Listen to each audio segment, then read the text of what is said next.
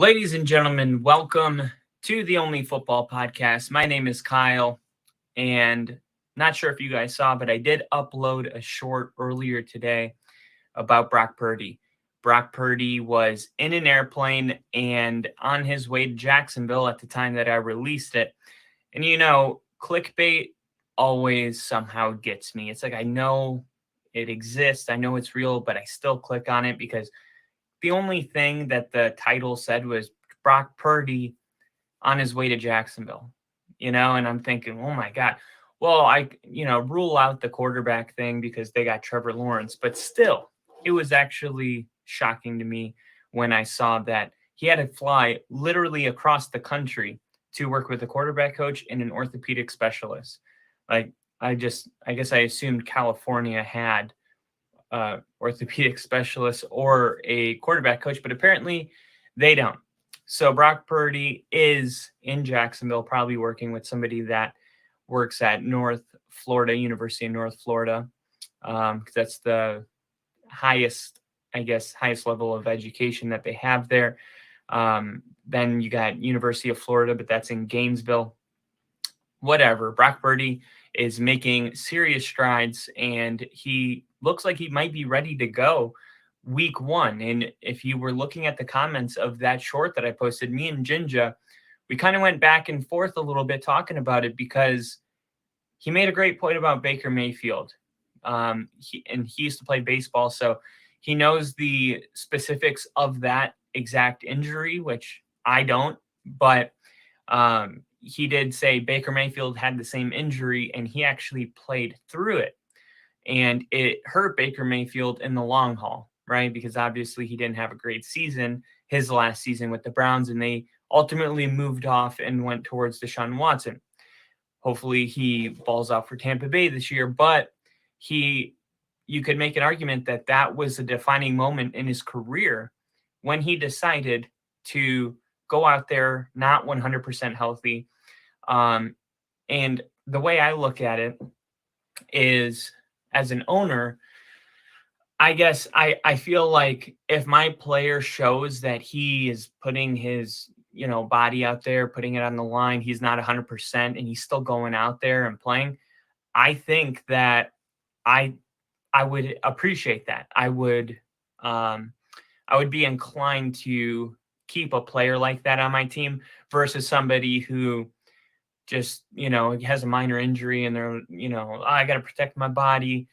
Not to say there's anything wrong with either of them, but I've just always been the kind of guy that thought it was cool. Like, I think Eli Manning started, like 400, 500 games in a row. I don't know the number. Brett Favre was like that too. I've always just kind of liked tough football players because I feel like it's a tough sport. So if you can be in the toughest sport in the world and be one of the toughest people in your sport, it doesn't get much tougher than that. And Bill is in the chat, by the way. What is going on, Bill? He said, got me for a sec, heart dropped for a minute, the Purdy story. I was like, no. Yes. So Brock Purdy, and this is, I was writing today and it occurred to me that there's something about Brock Purdy and the 49ers that we haven't really talked about here on Only Football that I definitely think it is worth diving into, even if it's just for a minute. The 49ers are the only team that I know in my lifetime, right, that used the number 3 overall pick on Trey Lance, right? That is so – there's only 2 more positions available higher, right? So that is, about as high as you can get, right? But this is what I guess got lost on me. They traded for Sam Darnold. Sam Darnold was also picked number 3 overall, total overall. So first round, number 3 overall. The 49, and then they have Brock Purdy, who was picked, ironically, with the last pick in the last round. So Brock Purdy's health has kind of opened up this quarterback competition. And it is kind of like there's the underdog story and then there's the hype, right? And they're going against each other. The expectations when Sam Darnold and Trey Lance were drafted couldn't have been any higher. and exact opposite for Brock Purdy. And now you have a quarterback competition where we are really going to see who is the best football player. Now, a lot of this is systematic, and I do believe that Brock Purdy fits Kyle Shanahan's scheme better than Trey Lance, but I don't know about Sam Darnold because we haven't really seen Sam Darnold play. Sam Darnold isn't very mobile. I know Kyle Shanahan likes his quarterbacks that have the ability to be a little mobile, but he really likes his pure pocket quarterbacks, the ones that will stand in the pocket and let the play that he designed at 3 a.m. in the lab unfold. Okay. He doesn't want somebody to look at the first read and then run and use their athletic ability to just, make plays with their feet. And I think that's why Brock Purdy clicked so well with the 49ers. So what do we have here with Sam Darnold? I mean, I have this proposed question. The answer to how much of because we haven't crowned Brock Purdy. I have. Obviously, I have. But some people have not crowned Brock Purdy the starting quarterback of the 2023 year. I say if he didn't earn the 2023 starting job, I don't know what could. He averaged more points than the Chiefs. He was scoring 30, 40 points every single week. He was protecting the ball. His team won every single game until he broke his freaking elbow. I don't know what else you would want out of a person. I think some people just have a preference of the type of football they want to watch, and they want to see Trey Lance, run the ball, be a dual threat, run wildcat with CMC, right? But as far as as a fan, I don't care how my team gets it done. I really don't. I just want them to win. And whatever gives us the best chance of winning, I'm okay with that. If we have to run the ball 80% of the time, that's not really my thing. I had more fun when Manning was here for 4 years, throwing 50-plus touchdowns a year. That's kind of more up my alley.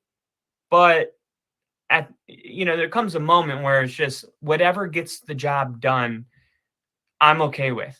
John Elway had Terrell Davis, really that second Super Bowl against the Packers. Terrell Davis took the Broncos on his back and took him to that Super Bowl and won the Super Bowl. It was a running game that did that. So I don't think that personal preference of the style of football you like is enough to justify starting a different player. I don't think it is. Okay. Now, the other option is that you just don't believe Brock Purdy was that good to begin with. You believe that Kyle Shanahan is the greatest coach in the NFL as far as offensive minds go. Maybe you believe Andy Reid, but you know that Kyle Shanahan is dialing up plays that make Brock Purdy look better than he really is. And as possible as that might be, I would push back and say, well, why hasn't it worked as well with all the other players and all the other backups? Even Jimmy Garoppolo, he's not a running quarterback. Why wasn't he lighting it up like Brock Purdy? Okay.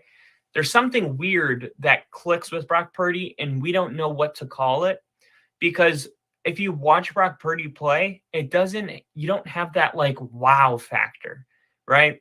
Once in a while, he'll, make a move and it's like, oh my gosh, Brock Purdy made it. And the reason we freak out is because he doesn't have a wow factor. And as humans, we are naturally uncomfortable with things that we can't control. And the things that we can't control, we want to label, because if we can label it, we can control it. I do believe that Brock Purdy is being labeled two things, and they're totally different. One of them is a product of Kyle Shanahan's genius, and the other thing is one of the best quarterbacks in the NFL. And it seems like the two parties are very far apart from each other. But if it is Kyle Shanahan that is behind this whole thing, right, then what does that mean for Sam Darnold? Okay. And now this is where it gets tricky, because we talked about how there are quarterbacks out there that are drafted so high, and then somehow Brock Purdy goes, the last pick, the last round. You wonder, it's like, what's the margin of error? Couldn't be any wider. You got people getting paid hundreds of thousands of dollars, and they got it that wrong. That's not just a little wrong. That's not like a Russell Wilson in the third round turned out to be a good quarterback. This is about as wrong as you could get if Trey Lance doesn't actually become a future starting quarterback. I mean, there's only 2 picks that it could have been more wrong. Number 1 overall and the very last pick. So Sam Darnold was picked at number 3. He is a pocket quarterback. He threw a lot at USC. And what if? What if Sam Darnold starts working with Kyle Shanahan and Sam Darnold just like lighten it up, right? I mean, at that point, I do feel like Brock Purdy would lose a lot of the I want to say like the clout, the success, the hype around Brock Purdy would kind of fade, because I do think people would kind of really go all in with the narrative that it's Kyle Shanahan and it's not Brock Purdy. But if Sam Darnold goes out there and he isn't great, I think at that point we have no other option but to look at Brock Purdy for what he is. And it's a very good starting quarterback, right? And I do think it didn't help that the playoff game he won versus Dallas, mind you, he won a playoff game. Can we just like take a second and not be so critical? Because the Dallas defense was really carrying, they're the heart and soul of that Cowboys team. And that was the hardest defense that the 49ers had to play all year. Granted, they go against their own scouting defense, who probably was the best defense in the NFL last year, if not 100% the best defense. That was a playoff game that Brock Purdy literally, I mean, you're talking about a guy just coming in the week 11 or I think it was week 12, comes in week 12, and fast forward 9 weeks later, he's got his team at a divisional playoff game at home, and he's got to act like he's been there before. There's quarterbacks that have been playing this game for a long time that still haven't got themselves in a position like that. So, I mean, how long did it take Kirk Cousins to get in that kind of a situation? I mean, Dak Prescott, how long did it take him? And, you know, the Cowboys, do you realize the Cowboys have only won, I believe, they've only gone to the playoffs. There's a one, I think, I took a picture of it. It's on my phone. I'll bring it up next time. But I think the Cowboys have only gone to the playoffs 4 times, or might have been 2 times since 2000, which means that I believe the Houston Texans have the same amount of playoff appearances, if not have more, right? So, I mean, there's only 2 teams that have less playoff appearances, which is the Detroit Lions and the Cleveland Browns, okay? And it was the Bengals until Joe Burrow showed up, and he just turned that whole thing around. So I kind of want to shift gears here and talk about the Cowboys for a second, because the Cowboys have, I don't think until I saw it on the screen, I really realized how mediocre the Cowboys have been for a very long time. And in the same way, Brock Purdy was really good while feeling on the eyeball test a little bit above mediocre. The Cowboys are the opposite. They kind of always had this wow factor and very convincing, you know, to their fan base that they have a chance to go all the way, whether it was Tony Romo and Des Bryant, or the tight end, not Dallas Clark. What was his name? Was even the announcer on Monday Night Football, Jason Witten. They had teams, right? But it's not that they're not winning the Super Bowl. It's that they're not even going to the playoffs, or when they do go to the playoffs, they're one and done. It took the Cowboys like 20 some years to win one playoff game. So I believe that when you have a big picture of failure, right? But I mean, I guess the question is, what is success? Well, I believe in the National Football League, success is winning the Super Bowl. But I also believe that if you can't win the Super Bowl, your fan base feeling like you have a chance to go to the Super Bowl is the next best thing, right?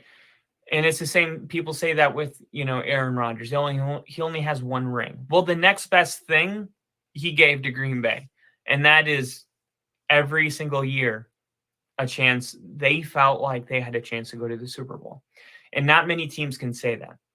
So I wonder why the Cowboys just haven't been able to get it done. In my entire lifetime, they've only won a couple playoff games, and I'm wondering also how much longer they can continue to carry this fan base forward as strongly as they are, right? America's team. How much longer can they live off of the fumes of the 90s, right? Or the 80s? I mean, it does feel like at some point the well is going to dry up and the fans are going to start getting a little uneasy about the way things have been. Because even though the Cowboys feel like, oh my God, they've been so much better than the Texans since the year 2000, as far as playoff appearances and victories, they haven't. They are the Texans, right? Which is crazy to say because the Texans definitely feel like there were so many years where you just knew they didn't have a chance, and the Cowboys never really when's the last time you thought the Cowboys were tanking? You know what I mean? But at the end of the day, they haven't won anything. That one playoff game that they won this year to get the monkey off their back, does that even count? I mean, they beat up on a Tom Brady team that was in the playoffs by default. It's not like they beat a really good team. They almost beat the 49ers, and that's kind of how this kind of ties in here because Brock Purdy didn't look great in the Cowboys game, but he did enough for his team to win. And I do think that it's hard to really use that game to gauge how good Brock Purdy is because the Seahawks game before that, oh my gosh, they went to halftime losing and they ended up beating the dog, out of the Seahawks by the end of the game. But the Dallas game is interesting because we don't really credit Dallas for winning their first game because they beat Tampa. So you don't really know who Dallas is. And here comes a very important measuring stick game against the 49ers. And they play a very, very close game, the entire game, and only lose by 3. So you have to decide, once again, this is the world of sports. We have to decide either A, the Cowboys played a very good football game and Brock Purdy was able to get the edge on the Cowboys because, he's a young star. B, the Cowboys are the Cowboys. They had no business, winning any playoff game. The Tampa was a giveaway, but they were never going to beat the 49ers and Brock Purdy played a whatever game. Or C, both are true. And I think depending on how you view the 49er Dallas Cowboy divisional playoff game is pretty much where you're going to settle with who Brock Purdy is as a quarterback. So I think as far as just where I stand, if you have anybody else taking snaps week 1, if everybody's healthy, I don't know how you could convince Mike or Kyle Shanahan not to go with Brock Purdy.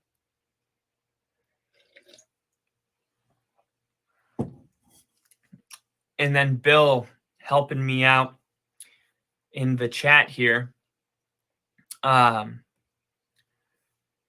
to think. There's this guy's name on the Joe Rogan podcast, and anytime he wants Jamie, he goes, Jamie, look up the thing about chocolate. He just randomly says things to Jamie, and then Bill's like, Jamie, just he's got my back.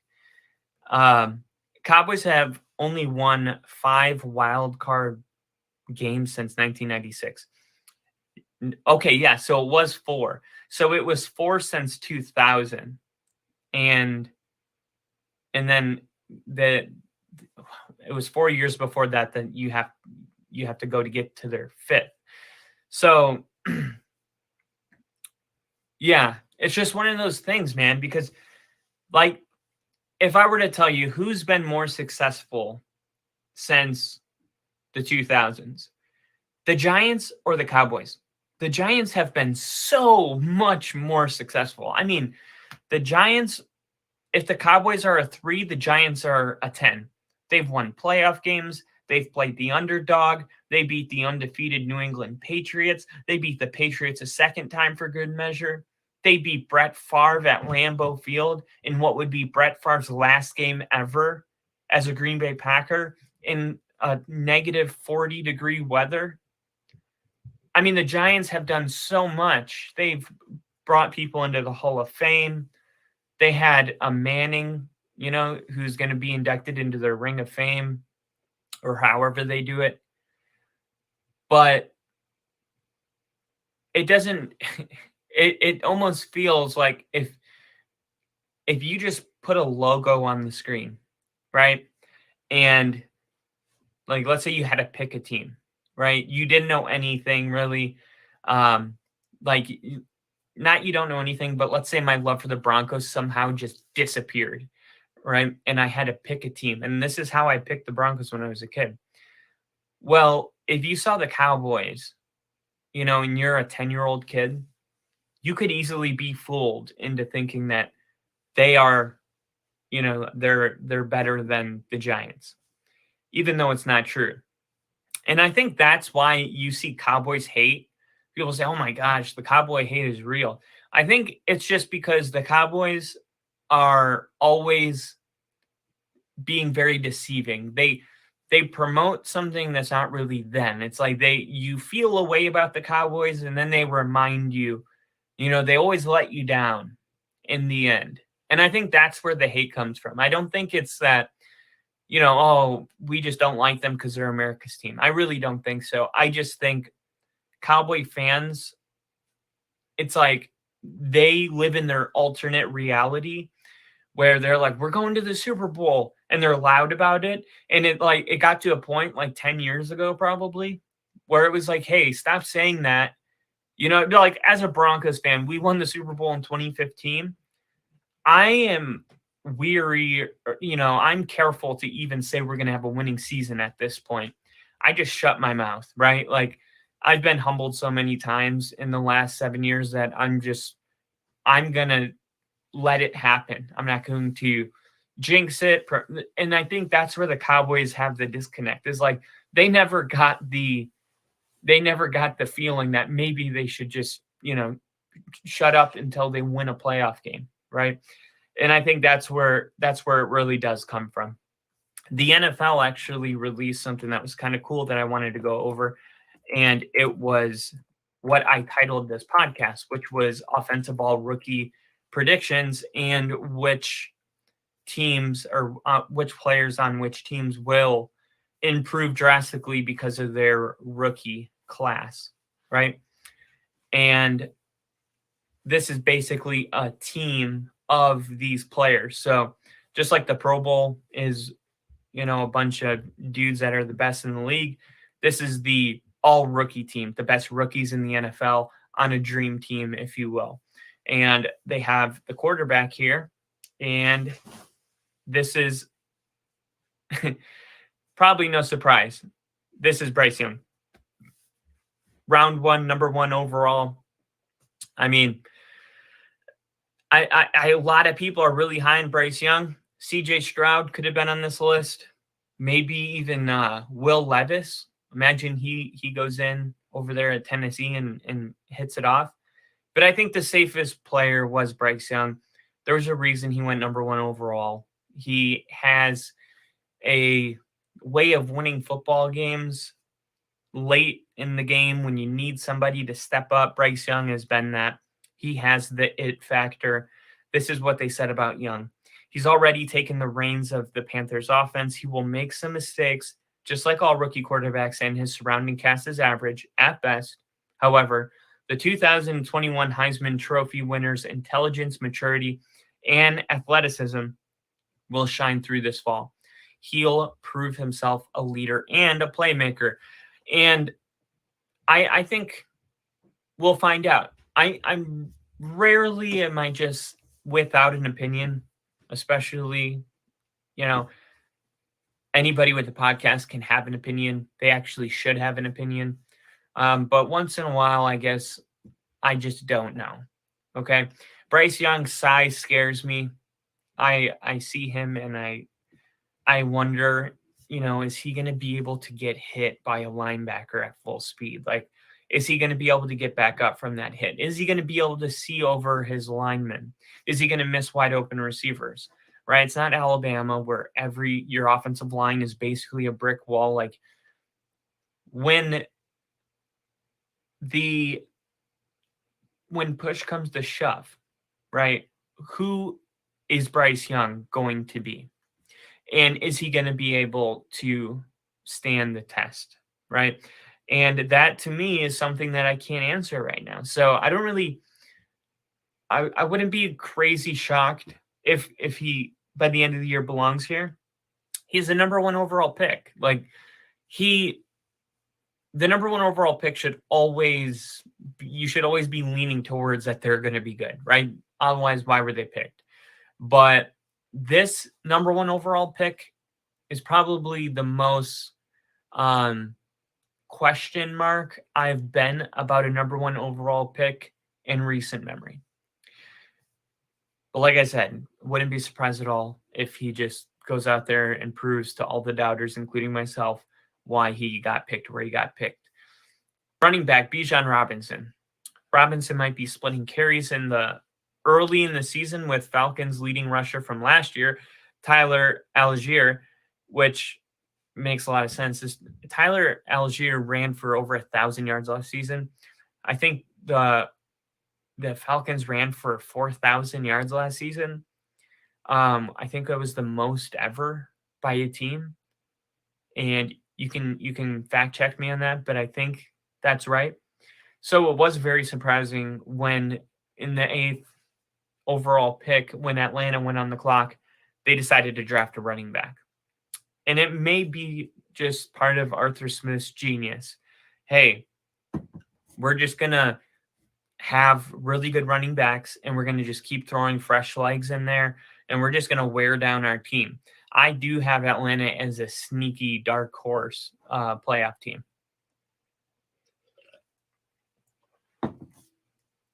The second running back, because you need an RB2, Zach Evans. Cam Akers definitely experienced ups and downs during his career with the Rams. If injury or inconsistent play from Akers creates an opportunity for Evans, I expect the rookie 6th rounder to attack rushing lanes with his powerful yet agile north-south running. I'm going to disagree with this one. I don't believe Cam Akers is going to be giving Zach Evans real opportunity to touch the ball. And it's not because Zach Evans is a bad running back. It's because Cam Akers is going to have a breakout year. He pretty much had his breakout year last year. He's just going to get better. Cam Akers is the real deal. I said it during draft day, and I will stand by that, until the day he retires.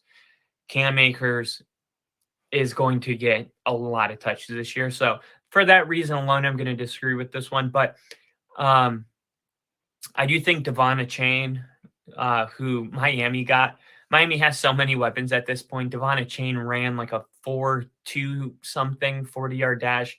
Maybe it was a 4.33. But the dude, I mean, come on. This guy is so fast. You already got the cheetah. You got, Jalen Waddle. The defense is going to be really good. I think when you have a good defense and you have a good offense, which I think they could have the number one overall offense, there's going to be a lot of running towards the end of the games to, take the clock down naturally. That's what you do when you have the lead in the fourth quarter. You start running the football. Well, you don't want to run the football with your best running back. Devon Achane comes in and he gets touches early and he takes advantage of the touches he does get. And by the end of the season, your RB2 is Devon Achane, who was a late draft pick, I believe a 5th rounder. Wide receiver number 1, Jackson Smith, Ninjba. I'm not sure if I'm saying that right. I'm sorry. I just say JSN normally. But he was drafted in the first round, 20 overall. The Seattle Seahawks were able to draft the best wide receiver and the best corner in the same draft round. I mean, that's what you get when you trade your franchise quarterback. Geno Smith returns to lead the Seahawks in 2023. JSN operating in the middle of the field with DK Metcalf and Tyler Lockett making plays outside. The former Buckeye will find holes in zones and separate from his man inside, giving Seattle a top 5 wide receiver trio by the end of the season. That could very well all be true.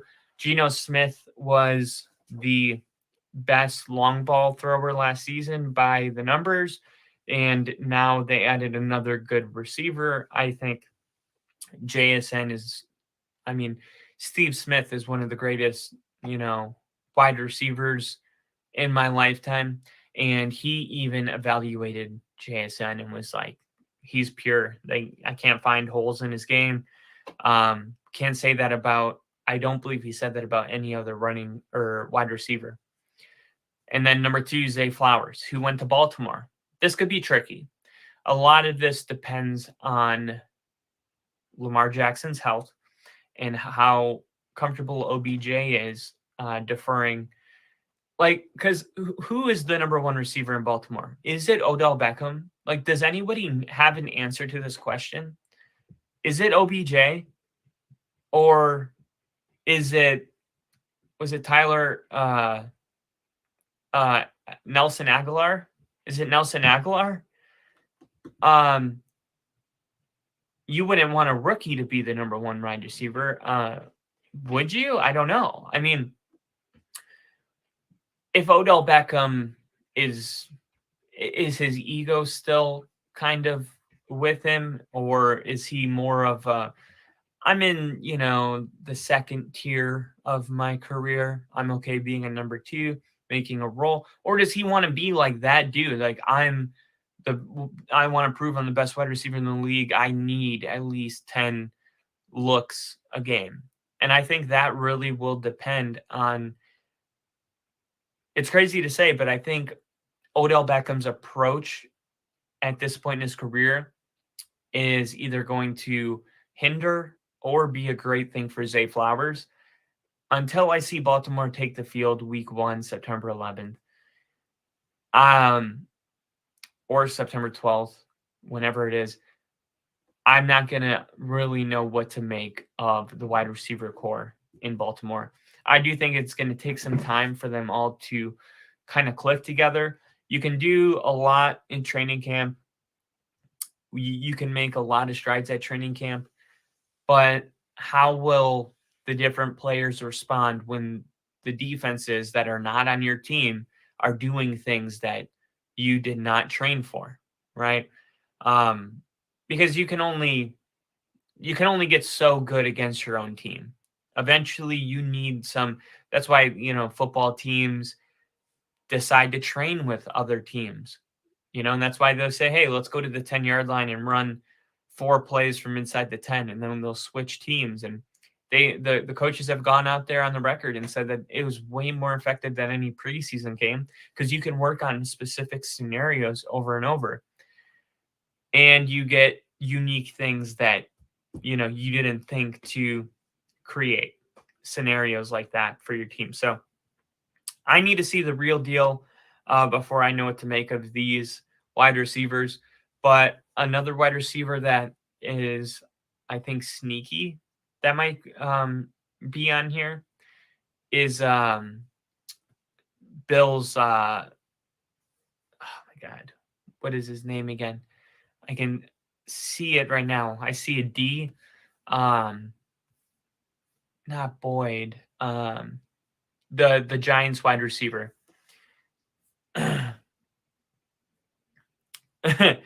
And I had to go back into the StreamYard chat because I was on the NFL page.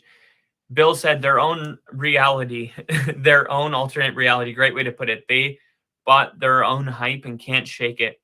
Blah, blah, blah. Per StatMuse 2019 Ravens, most yards per season at 3,296. Interesting. So maybe what I heard was that that's going to be their goal, to run for 4,000 yards this season. I can't believe the Packers passed on JSN.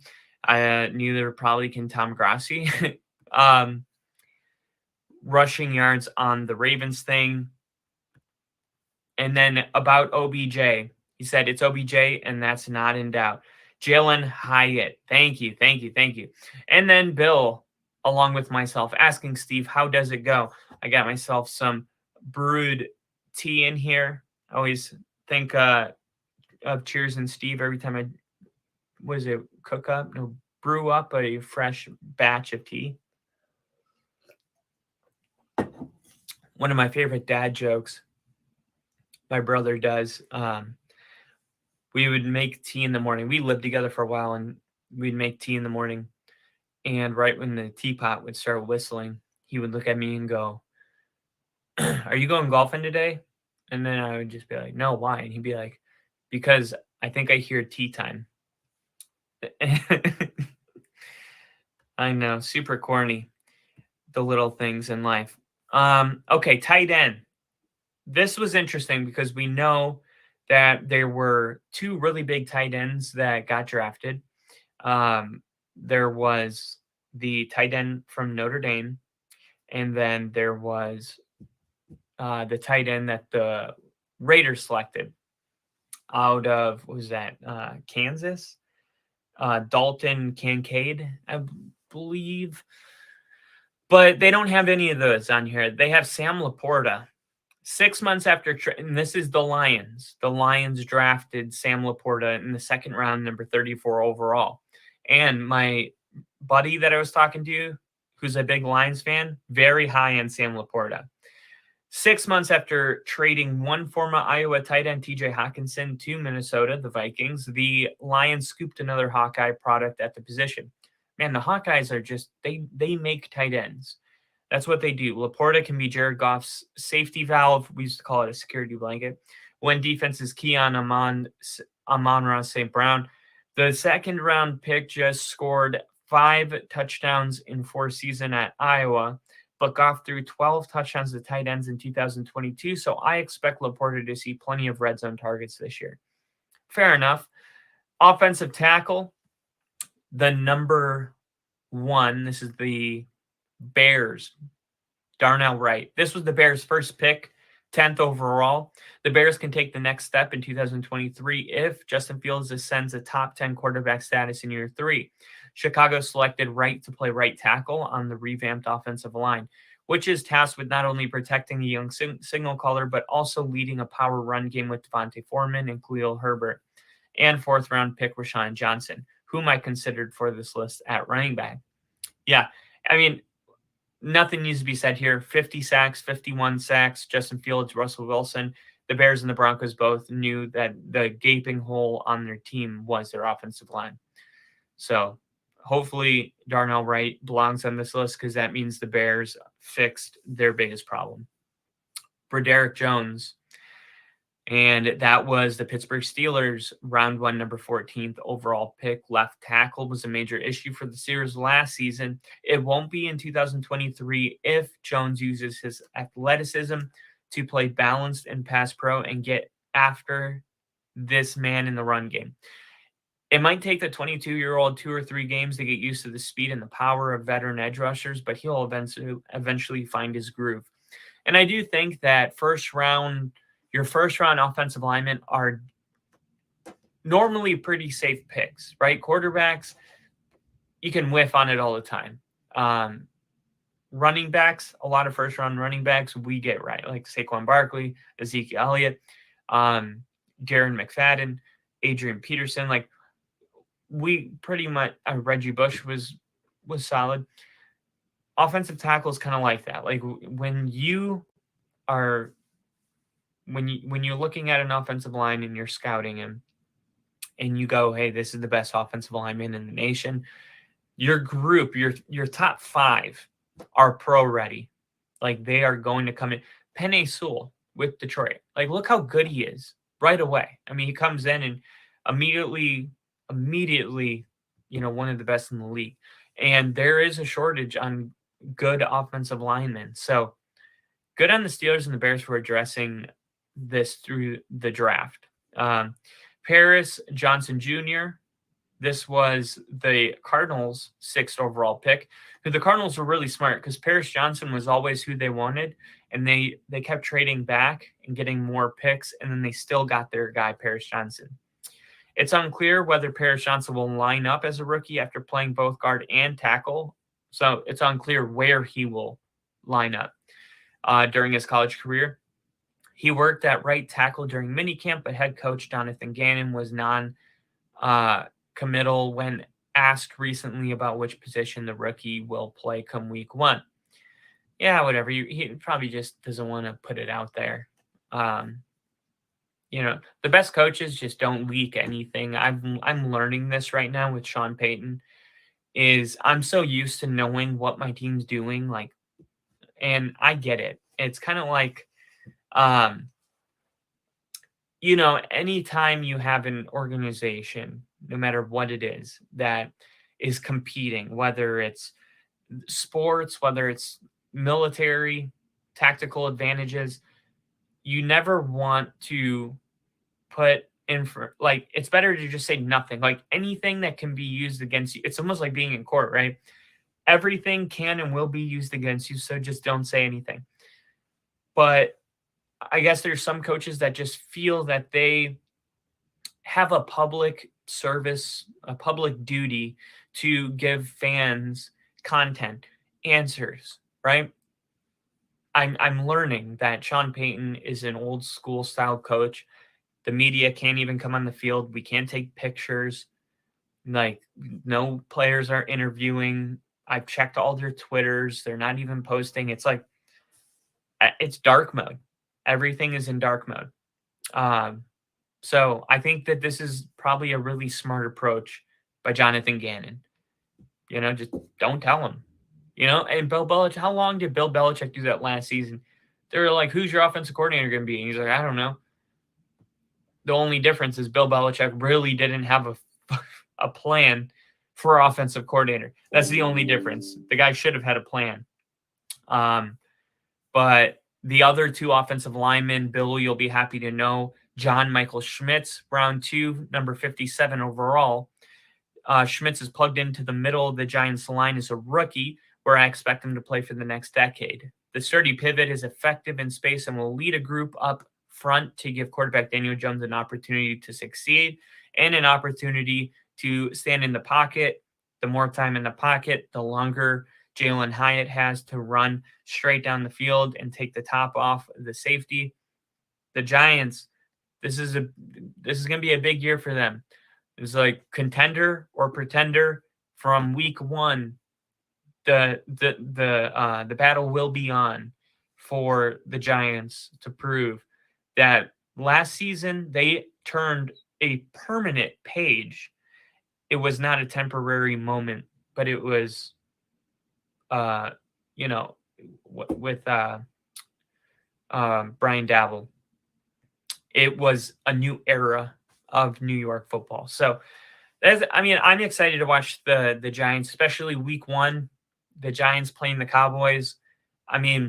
That'll tell you a lot immediately. That'll tell you a lot very quick, I believe, about both teams.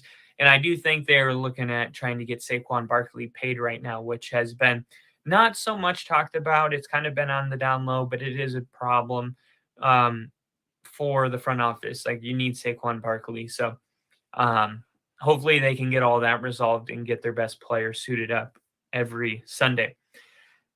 Bill said, all my best to you horrible looking ladies. And then Bill said, speaking of Grassi, I go see him Wednesday at SoFi. Looking forward to it. That's awesome. I'm going to be definitely looking into that episode, trying to see if I can see you guys out there shaking hands and stuff. I just watched the Denver Broncos episode yesterday and was so happy for him. All 3 Super Bowl trophies. Now, that is a first-class organization. That is how you do it. That's how you treat your guests. And maybe all 20 of Brandon Purda's ats or mentions with the Denver Broncos probably helped too. Bill said Dalton was the big name, I thought. And that's what I was saying too. It was like Dalton Kincaid. I thought that was the big dude, or the dude out of Notre Dame who got picked, I think with like the first, yeah, I think it was like the first or second pick in the second round. Who knows, man? We will have to see. Going to be in my number 17 Plexico Burris jersey.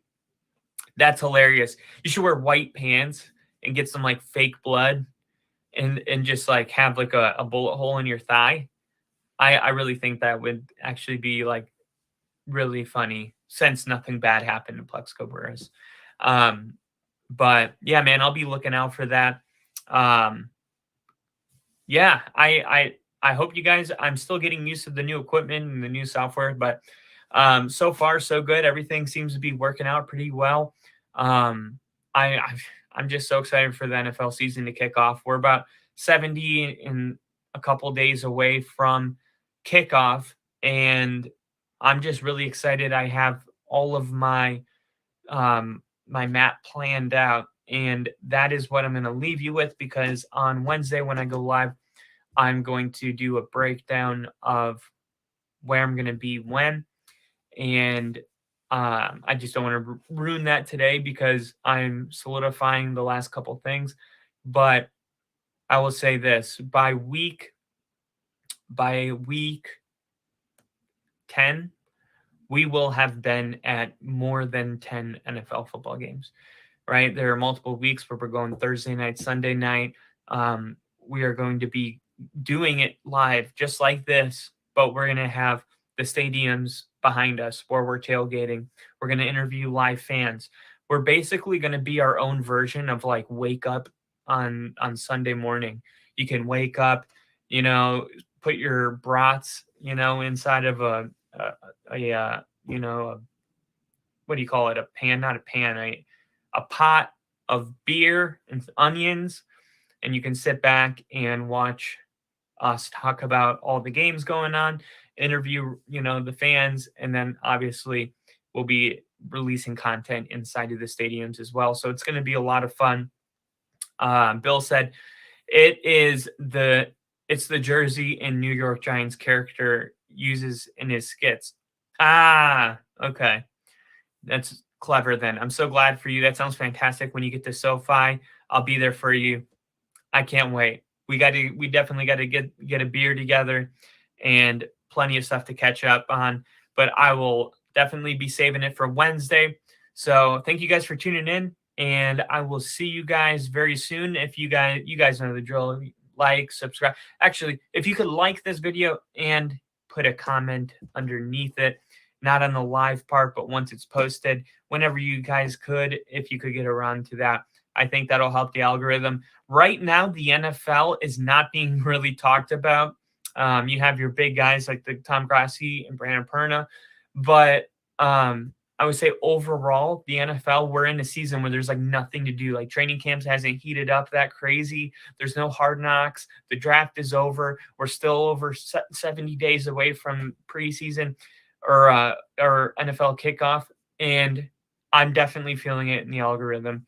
Multiple shorts, 90 views, 100 views. I mean, it has taken everything inside of me to not get upset and to just keep on putting it out there and trusting the process. And honestly, if it weren't for you guys who are coming on here and, on a weekly basis, I don't know, you can only take so much discouragement before you start wondering if it's something you're doing. But after doing a little bit of research, I found out that the NFL is just not a trending topic right now. So YouTube's not going to suggest those types of videos to people. But hey, it's just a phase. You know what I mean? We're going to get through it. It's year one. You know what I mean? In a little bit, we'll be in year 4, year 5, and we won't even have to worry about algorithms. We'll just, be running full throttle. So thank you guys though for being the stability of the channel in a moment of vulnerability. But besides that, that's all I got. Follow me at FTBLONLYPODCAST. And you can follow my partner, Rick, who we will be getting back pretty soon at, and I forgot his Twitter for a second, and now Rick, ANDNOWRICK. Once again, you guys are the best. Until then, go Broncos. See ya.